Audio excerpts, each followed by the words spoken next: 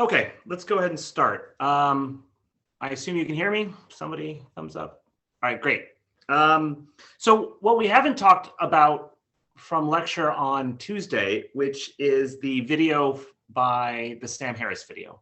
So what I did is I just took a lot of notes about the Sam Harris video, and I was going to bring up some points that he brings up in that video lecture. It's very good.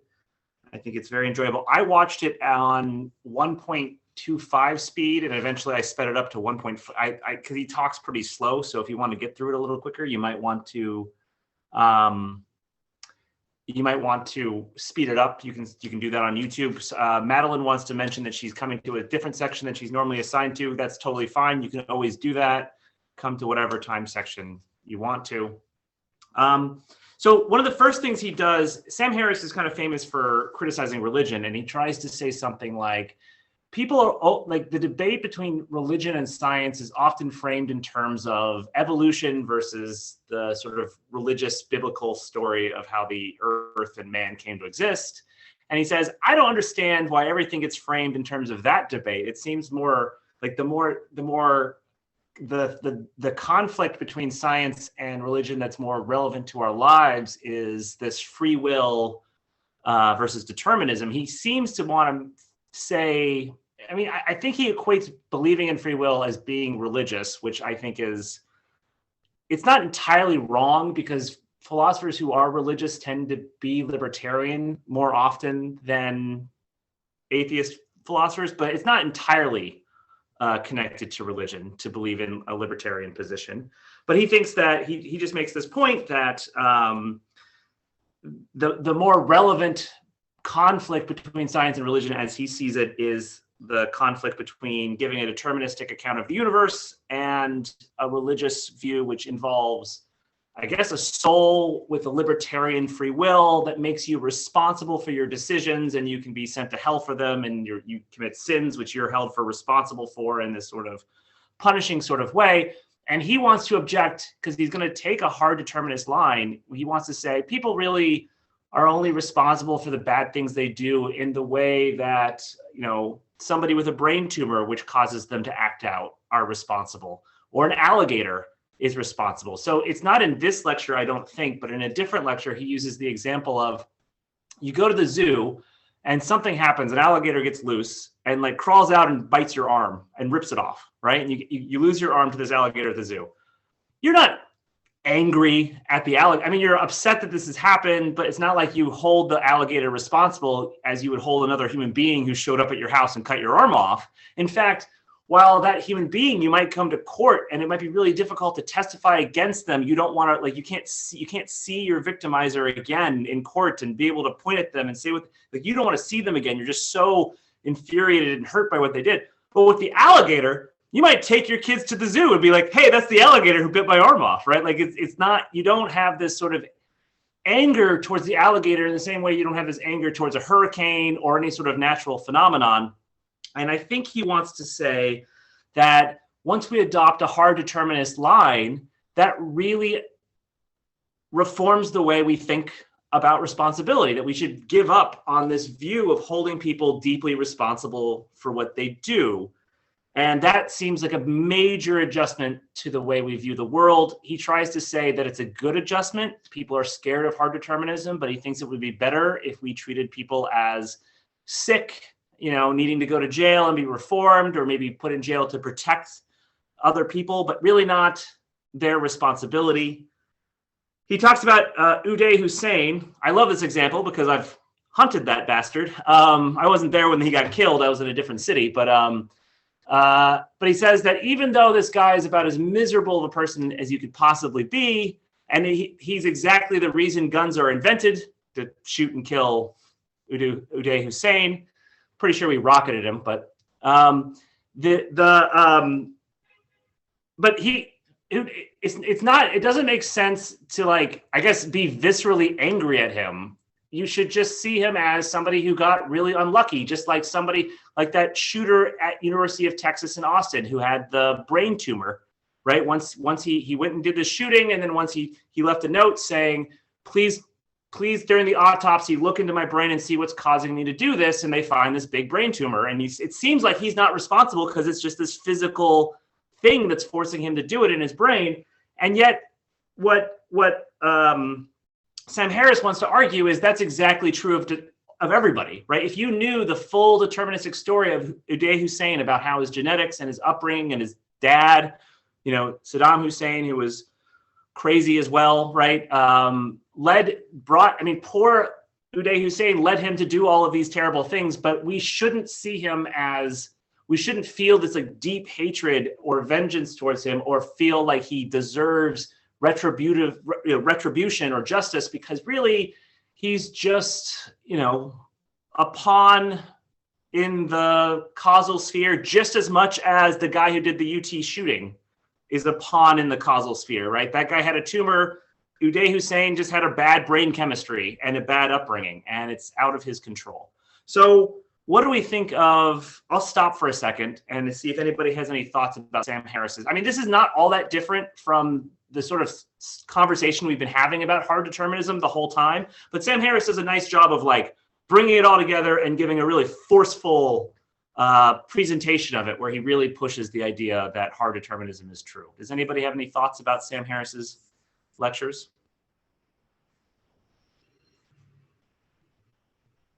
Okay, well, I'll bring up some other things he talks about. So at one point he talks about, so we watched a lecture on moral luck. We watched a little 10-minute video on moral luck. I think it was one of the wireless videos. And that comes up in the Sam Harris video. He says things like, he talks about how, Uday Hussein was just unlucky, right? He just, and it seems we generally think that if you're unlucky and it's outside of your control, then you can't be blamed for it. And so everything we do, we can't be blamed for because it's just a matter of luck, whether we had a good upbringing or a bad upbringing. This is one part I kind of liked, which was because this came up on the discussion forums.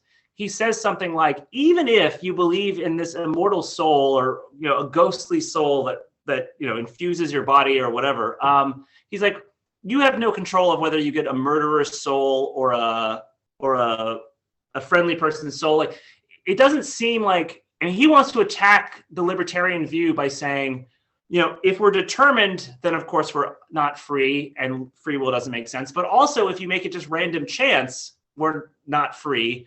So even if you make it some sort of, you turn us into some sort of weird, conscious, ghostly substance, well, that's still operating according to random chance or the laws that govern souls. And so you don't get out of the problem, right? You still end up with the same problem, even if you try to relocate ourselves, not in this material brain, but in some sort of non-material thing. He questions whether that helps you in any way to get out of the problem of free will. So why don't I hear from Elsie or Elise? Emily, yeah, Elise. Thank you. I was just wondering, like, what about the people who change, like the people who are like criminals, but they can actually genuinely change? Like, would that be considered free will on their own free will, or that be considered like meant to happen? So it's going to be even when you bring yourself to change, that means you had some character trait or brain chemistry or whatever that led you to be willing to change and to recognize your problems and be motivated to. So the claim would be here that some people are lucky to be born with the motive and impulse and desire to make themselves better, and other people aren't. And so even the people who make themselves better, like they recognize that they have these bad character traits and they try to get over them, that depends on them having this other character trait, this character trait of wanting to grow, wanting to be better. And so even that sort of growth isn't going to be something that they're not responsible for, is the claim of the hard determinist. Is that? Yeah, that makes a lot of sense as like from their point of view. So, yeah. Okay, thank you. I mean, I'm not endorsing hard determinism. I'm not a hard determinist. I think the view fails, but I mean. Yeah, from their point of view, though, I understand where they're coming from. Yeah. All right, Colin. So I kind of have like a half-baked thought, but I kind of thought, I thought I should present it anyways. Sure. So what do you got? We're going on the flip side of, say, we're talking about all these bad people doing bad things, but we shouldn't blame them or hold them accountable or anything like that. So if we go on the flip side and we go to a billionaire who donates a lot of their money for a good cause, should we not classify that as a good thing because that's just programmed in their brain to do something like that? And then would there not be a good or bad? It's just what other people want and don't want. I suspect that I think the answer is ultimately yes, although what I bet you Sam Harris would say is something like, well, we want people to idolize people who are charitable, and we want to encourage people to be charitable like that. So we should maybe behave as if they're, like encourage them and praise them, but it's not praise because we really think that they're responsible and it's more about just trying to encourage more of the sort of give positive feedback. So we get more of the behaviors. Wouldn't that be manipulation of free will though? Because then, well, I guess like, Sam Harris just doesn't think free will exists, right? Yeah. He says some weird stuff at the end, which I don't think he can consistently say. At one point he explicitly talks about how the compatibilist is wrong and how they can't give us the sense of freedom that we really want. And so, but at the end, he does say some stuff. He says, well, of course, there's a distinction between voluntary and involuntary, and your conscious intention to do harm says a lot about you. And so presumably he might say your conscious intention to donate says a lot about, at the end, he starts to not sound like a hard determinist. And, up until the very end. And then at the very end, it's like, I don't know if you can say the things consistently that you're saying at the very end. I think he starts to maybe fall apart at the very end because he's trying to make some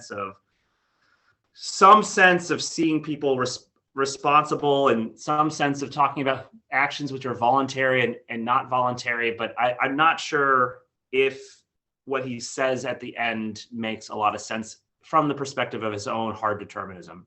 Joseph. This he kind of brought this up at the end, and I wrote it down because I wanted to ask you about it. He said there are differences between voluntary and involuntary actions, but you don't need free will to make sense of them. And I was confused about that because it's like very definition. It doesn't sound like he's a compatibilist at that moment. He's like, oh yeah, well, there's clearly a distinction between when you're left to your own devices and your desires are guiding what you're doing.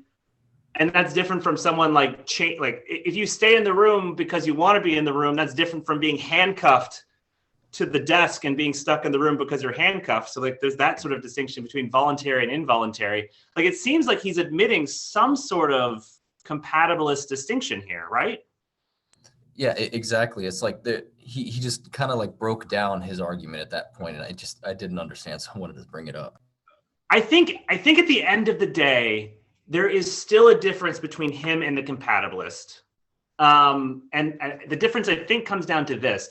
The compatibilist still thinks that distinction between voluntary and involuntary can justify you being really enraged, really offended when somebody, really upset at somebody when Uday Hussein comes to your wedding, kidnaps your bride, rapes and murders her. You can be, fuck that guy. That guy is a miserable sack of shit, and I'm gonna go murder him and do justice. That you can have that sort of response that the libertarian about free will thinks is rational, and I think the compatibilist also thinks makes sense that you can hold people deeply responsible for what they do.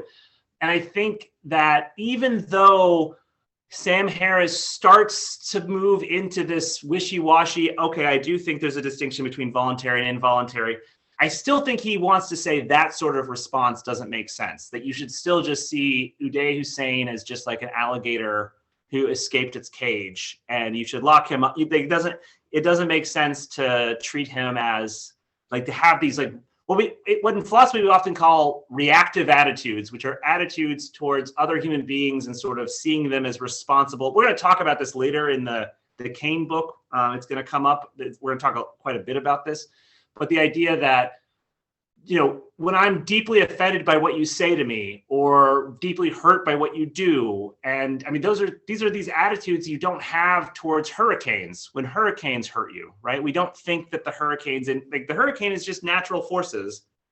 And I think both the libertarian and the compatibilist treat people as different from hurricanes, that when they hurt you, they consciously decide to do things to you, that you treat them as these sorts of really hurt emotional responses do make sense. Whereas I think Sam Harris wants to say, well, it might make sense to lock Uday Hussein up or shoot him because he's like a bear who got out of the cage and is, we shoot bears who go into cities and start mauling people.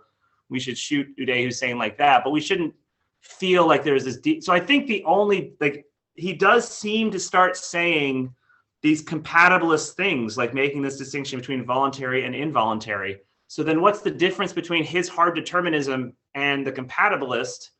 I guess it's just that the compatibilist thinks that we should maintain the same sort of emotional reactions and thoughts about justice that we had when we were libertarians, whereas he thinks moving to some sort of hard determinism really undermines those sorts of responses. Does that seem right? I mean, Joseph, what do you think? Yeah, I agree. I think I was also thinking in terms of just like fundamentally, voluntary, the difference between voluntary, involuntary, like the literal definition is involved with free will. Like that's what it says. That's like the defining features between the two. But then he says, you don't need free will to make sense of them. So it's like, well, then what are your definitions of voluntary and involuntary, Yeah, I mean, I think he's going to give the definitions of voluntary and involuntary exactly as the compatibilist tries to define free will. So then the question is like, well, wait, Sam, did you just admit that you're a compatibilist? And I think I don't know what he would say, but my guess is, because he does say things that a compatibilist I think would not be on board with, which is treating people just like they're natural, like they're hurricanes, right? Treating people like bad people or good people just like they're not. Like you start to lose sort of responsibility. Although he does start to say things about holding people responsible for you're not responsible for your having natural talents, but you are responsible for using them. And I'm like, wait, Sam, what do you? Wait, you can't say that. I don't understand where this is coming from. So at the end of this lecture, there is this weird way where he starts to seem to slip into some sort of compatibilist position. And I'm not exactly sure why. I mean, maybe it's by accident. Maybe he'd have a defense for why he thinks he can say these things, but it starts to sound a lot like compatibilism towards the end. Great. Samuel. Yeah, so basically, I think there's a difference in what we were talking about last or earlier this week, how you can want something. And I think that the difference between Hussein and the guy who shot the school who had the tumor is basically the Hussein wanted to do that, but the guy with the tumor didn't want to do that. So you can not hold him as responsible as holding the other guy. Right. Exactly. And that's ultimately what some compatibilists are going to say in response to people like this objection from Sam Harris. So this is Harry Frankfurt argues that the guy with the tumor had this second level. He's like, no, I don't want to be doing this, but these impulses are forcing me to, and I can't resist them. And I don't know why. And he doesn't want that. And so he is not it's not just doing what you want, but it has to be endorsed all the way up from your higher level wants, like your wants about your own wants. Your own awareness about yourself involves a desire about what you want to do. Whereas it seems like Uday Hussein is probably perfectly happy with who he is and or was. So I think you're absolutely right. That's one response to have to Sam Harris on this objection. Good. There was. Sorry, I sometimes I don't want to call the same person just because I can't. I've already screwed up their name once in the past, and I'm going to screw it up again. Alwyn? Yeah, that's right. Yeah. Do hard determinists, do they not hold anyone responsible for their actions? I think so. I think what they're going to do is they're going to lock people up because they're a danger. I mean, just like they just treat people like they're a bear, right? And you can let dangerous bears wander around the city, and maybe you can train the behavior out of the bear.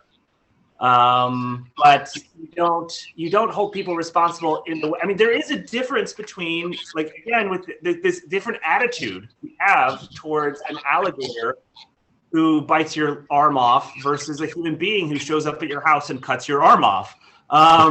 It's not just that I lock them both up. I might lock them both up because we shouldn't have the alligator out and we shouldn't have this person out. But I also think the person is responsible. I think I'm angry at them. I'm enraged by how could, I have a much different emotional reaction towards people than I do to the alligator. And I think that sort of emotional reaction and responsibility is what Harris wants to reject. But so like if a person murders a hard determinist family member or loved one, would they not feel like anger or bitterness toward that person? I suspect that, I mean, what Harris might say is, yeah, I would feel really angry at them in a way that I'm not angry at the alligator, but that's irrational. And I mean, maybe it's this human irrationality. And that's why the justice system, we shouldn't let people go around and take justice into their own hands, because they're going to have this sort of, like, it might come natural to us to see things in that sort of responsible way. But the justice system shouldn't see things in that way. The justice system should treat bad people just like we treat dangerous alligators. So I think I don't think there's anything inconsistent with him saying, yeah, I would feel that way, as long as he also then says, but it would be irrational of me. There's some sort of irrational tendency in humans that, even I'm subject to, but I can't, even though I think it's wrong. Okay. Yeah. Good. How about Scott? So in his video, Sam Harris is talking about how determinism can reduce hatred and increase empathy. Yeah. And I just thought that point was interesting because of what we read the other day about how when people are exposed to determinism, they'll feed people the spicier foods and actively harm them. And I just think that point contradicts with what Harris is saying, that if you accept determinism, people are going to be less mean to others and just more empathetic. I suspect that both things are true. One is, if you believe in hard determinism, you hold yourself less responsible, so then you're more willing to do wrong things and not hold yourself back because you don't hold yourself responsible. But on the flip side, so that's a negative psychological outcome of believing in hard determinism, but probably a positive outcome, and this is what I think Sam Harris was talking about, is your demands for vengeance and revenge and punishment for those who have done wrong, that probably diminishes, right? So both you start to do more wrong things, but then you hold people, you're not as, I guess, retributivist anymore. You might not see people as responsible for their actions and just cogs in the wheels of the system. And so you're more willing to, help, put in some social welfare program that helps everybody and doesn't treat people as people as more deserving than anyone else. And people who've done bad things, you're not, well, we have to torture him or punish him or lock him up to make him miserable, to make him to make him pay for what crimes he's done, but instead have this more, I guess, humane approach of what Sam Harris would say, a more humane approach of just trying to rehabilitate and help the person not be sick anymore. So I think you're right. And it's interesting that there's probably psychological downsides. I mean, so Melee says at the beginning of his book, I have to write this book because people are believing in hard determinism and that's going to make them worse people. And then Sam Harris is saying, I need to tell you the good message of hard determinism so I can help you be a better person. And so they're both, Melee's scared of hard determinism, and it seems like Sam Harris is scared of libertarianism. And I think they're probably both right that in some ways hard determinism makes you a worse person, and in some ways maybe it makes you a nicer person. Yeah. How about Elise? Is your hand's back up, right? Yeah, my hand's back up. Good. Personally, I think it's a very factual point of view, but I also think you could interpret it as kind of dehumanizing people, because the whole reason why the human race is so different than animals is because we have higher emotional intelligence and cognitive functions. So when he's comparing us to like animals, I think it's a little strange that he would be like so factual, because people have like a lot more emotion and like thought processes than like just normal animals. But So Immanuel Kant, he has a defense of capital punishment. A lot of times, if you take a lower level ethics course of, in college, you'll read, if you do a week on capital punishment, the death penalty, you'll read Kant defending the death penalty. And one of his defenses is that, with animals, when they misbehave, you don't really hold them responsible. It's not their fault. You just try to train the behavior out of them, right? You just kind of knock the dog on the head and put its face by the shit that it's done in the house, and then put it outside, and then eventually you train the behavior out of it. But you're not trying to punish the dog. If you could fix the dog by giving it a pill, then fine. Like, if you could do it without making the dog feel bad, then great. You don't think the dog deserves punishment for doing these wrongs.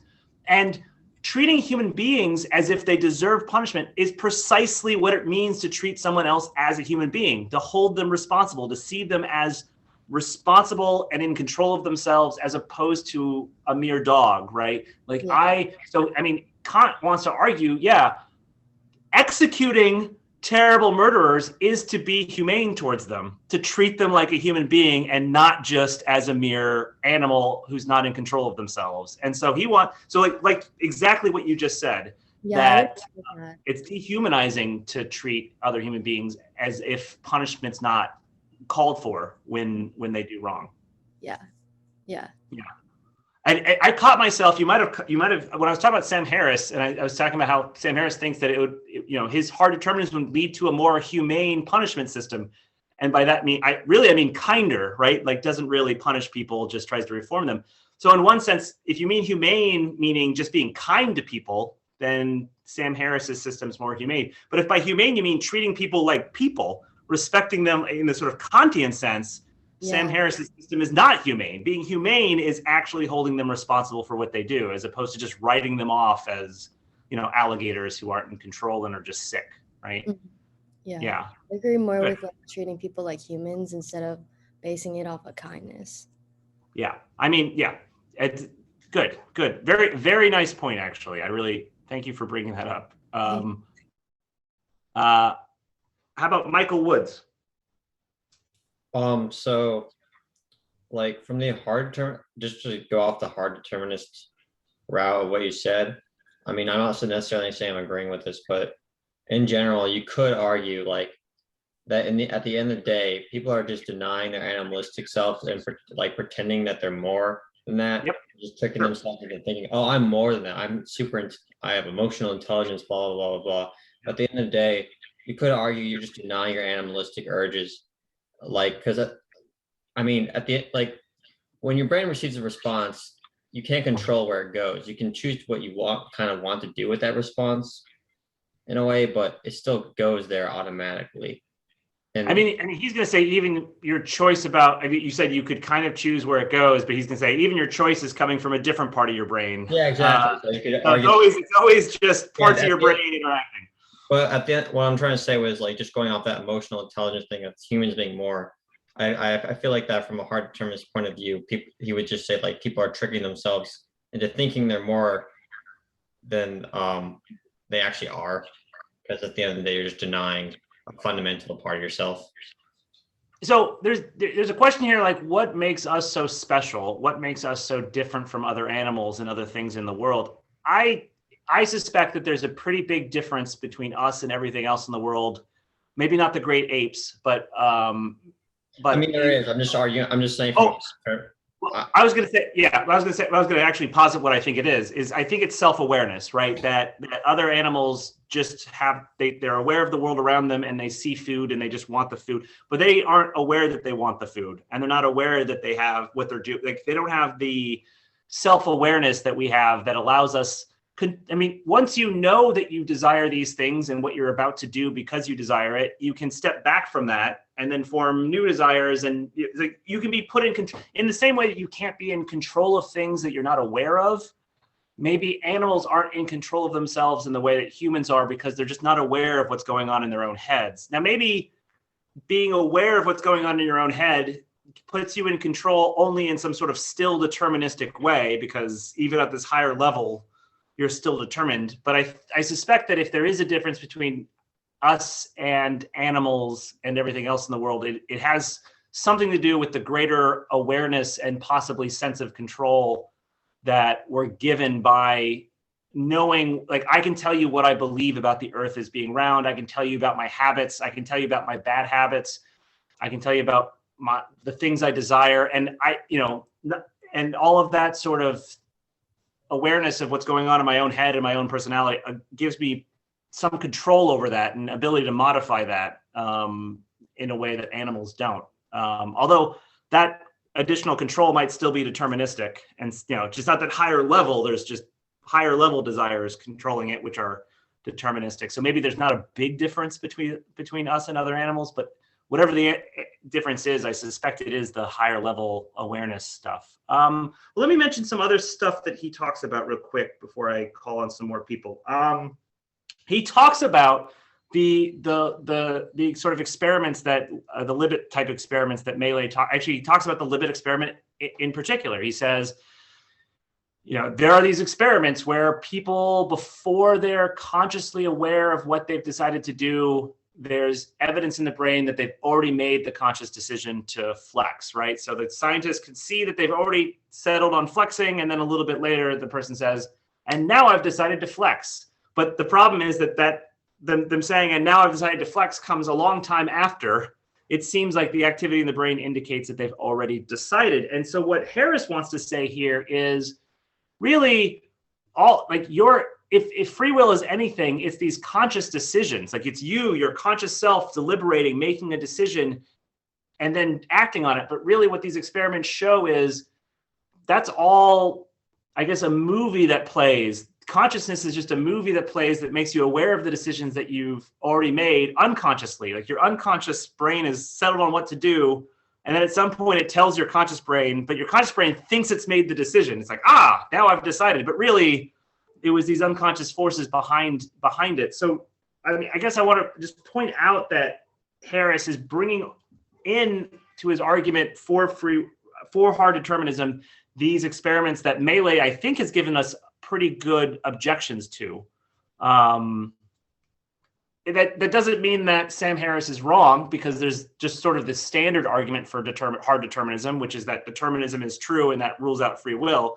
But maybe I don't know if I buy Harris's reliance on these experiments, because I don't think that those experiments show what Harris says they do. In fact, one thing I really want to pick a bone with here is that he uses his example about picking a city. He's like, pick a city. Just imagine, think of a city and then pick a city and think about it. And you think maybe Paris, or maybe you think Dallas, or maybe you think Seattle. He says, if anything is free, I don't have a gun to your head. You're not coerced. You just sat there and you just picked a city randomly. That's a free action. And to me, I'm like, that's not a free action. That's me saying, hey, unconscious brain, give me the name of a city. And it says Dallas. I'm like, cool, Dallas, right? Like, I didn't choose Dallas. I just said, unconscious brain, yell out a name, right? And then my unconscious brain yells out a name. I didn't pick Dallas in some sort of. So, I think these sorts of, just the same objection to these Libet experiments is I don't think random, unthoughtful, arbitrary decisions are good examples of free will. I think good examples of free will are cases where you think through for good, like when you're trying to pick a class that's the best class for your major that's available, and you're like, okay, given the schedule, this is a course that probably doesn't get offered a lot, so this is the course I should take in order to get you're giving yourself reasons and you're thinking things through. That seems like a free action to me, one that's reasoned, the one that you're free to choose, and then you choose on the basis of listed deliberation that you've gone through. I don't buy in the Libet experiment that flexing arbitrarily is a very good example of a free action, and I don't really buy Harris's. Harris says, if anything is free, random arbitrary namings of cities is free. And I'm like, that is the least free thing I think I could possibly do. So I don't know what you're talking about, man. So that's an objection I have towards him and his argument here. So let me talk about Jonathan you've had your hand up for a while. Oh yeah, it's kind of like an old point, but like what just trips me up about hard determinism, like Sam Harris, like talking like when we talked about like donations. I know he didn't like, actually say that, like you just gave the example of him saying like positive reinforcement and it encourages people to like want to do it. I feel like it kind of like is a flaw in determinism, because if you're encouraging people to do something, you're saying that like you're not assuming that they were going to do it anyways, which is the whole point of like determinism. You're saying, oh, if we encourage them, then they're more likely to do it, which is more like free, in my opinion, than it is determined. If that makes sense. I don't know if I worded. Yeah, I mean, I think you're just trying to control you're trying to influence other, put more influence the causes that they're subject to, so that they end up. I don't know if I buy your argument here that it makes them free. It seems like they're open to just being controlled by causal forces. And so I'm trying to tweak. It's just like if you were controlled by your brain chemistry and I put some drug in the water so that your brain chemistry altered so you wouldn't, act out. So there's these towns in West Texas around Lubbock, and there's small amounts of lithium that seep into the water supply. And I don't know about crime rates, but I do know that suicide rates are lower in these towns because, I mean, lithium is a treatment for depression. And so it seems like the small amount of lithium in the water supply is making people more chill and so less likely to commit suicide. So like, it seems like our behaviors can be influenced by, being screwed with in these ways. And he's saying, well, when someone, giving them positive reinforcement is kind of just like giving them a chemical. I'm just trying to like activate the things in their brain that make sure that to reinforce, I'm not seeing them as somebody who made their own free decision on reasons or from free will, but really somebody who's the subject to some sort of forces in the brain. And I know I can get the brain to, if people smile at you. So there's a professor, another experiment where they had the students in the classroom, the audience of the class, whenever the professor stood on one side of the room, they smiled, and when he's lecturing, and whenever he stood on the other side, they frowned, right? And by the end of the semester, the professor just spent the entire lecture time on the side of the lecture hall where the kids, so like he didn't know this, right? So it was just this, so like unconsciously, when he's standing on one side of the classroom, the smiling is giving his eyes are picking this up, and some subconscious part of his brain is like, this is cool. We're happy with what's going on, right? Like this is some sort of positive feedback. When he's on the other side of the classroom, lecturing from the other side of the lecture hall, he's getting so like that is, I don't think that the fact that you can influence people in that sort of way by giving them that positive feedback doesn't seem to make them free. I don't think, but. Yeah. Do you want to try making that point again? I mean, I guess I don't buy your argument, but maybe you've go for it. I'm not necessarily saying that it makes someone free, but I'm saying the whole premise of like positive reinforcement, like to me, it seems like that takes away from something being determined, because like, at least like just when I thought about like the donation and stuff, like if you want to encourage people to donate money, like I thought the whole point of determinism is that they were going to donate that money regardless, or they weren't going to do it regardless. But then if you encourage someone, it's like more likely for them to do it. So it takes away from it being like set in stone, like in time it was going to happen no matter what. Yeah, actually, here's maybe a way to put your point, right? That there's this distinction between voluntary and involuntary that he actually tries to make, right? Which is basically, I think, just a compatibilist difference between free will but he says if it's involuntary and not free in the there's nothing you can do to encourage them, because they were, I can't smile at you and tell that way help encourage you to decide to stay in the room, because you're just handcuffed to the room, or so the very fact that I'm able to kind of influence your desires and give you positive feedback in that sort of way to get you to do things, it seems like on a compatibilist way, I'm seeing your actions as coming from you, and so it's not just externally imposed. So, I mean, if it was externally imposed, the only way to change your behaviors would be to like go, unlock your handcuffs, right? Or like get the person who's holding you down off of you. But with positive reinforcement, it seems like I'm working through your desires and like trying to like work through your decision apparatus. And that seems like, so I think the way to put it is that you're kind of pushing this compatibilist line that free will is being able to like kind of internally control yourself, even if that's fully determined, but like in a way that's different from being handcuffed to the room or being held down. It's like deciding to stay down or deciding to stay in the room. And that leaves you open to positive reinforcement or negative reinforcement in a way that being handcuffed or being held down doesn't matter if you're getting positive reinforcement or negative reinforcement. You're just not in control in some sense. Good. Makes sense. Yeah. So let me call on somebody else. I want to see what else Alexia. It was. All right. Sorry. I was just gonna talk about Sam Harrison, the video, and so there are a couple of things that stuck out to me, and it kind of was brought up in some of the things that people said. So like one was about like human ability and like how we're so unique from like any other species. But something that like one of the quotes I think he said was like, I can't take credit for the fact that like I don't have a soul, I'm a psychopath, and kind of making this point that like there's no uniqueness or there's no real choice to like the decisions and actions or state of who we are. And also I think it was like interesting about like his kind of perception of consciousness, and like if you choose not to decide, you've still made a choice. And so I don't know, I think his thing about determinism is very interesting because it's like we don't choose to choose what we choose. But I feel like inherently that in and of itself is a choice of like choosing to not choose or choosing to choose or choosing to let go. But I think his point with that was kind of like, we think that we have free will, but it's just some sort of will that we can't determine is our own. But I just kind of felt as though because of this whole thing about like choosing to choose, and there's not enough proof in my mind, evidenced by his kind of premises, that like we don't have agency in that choice.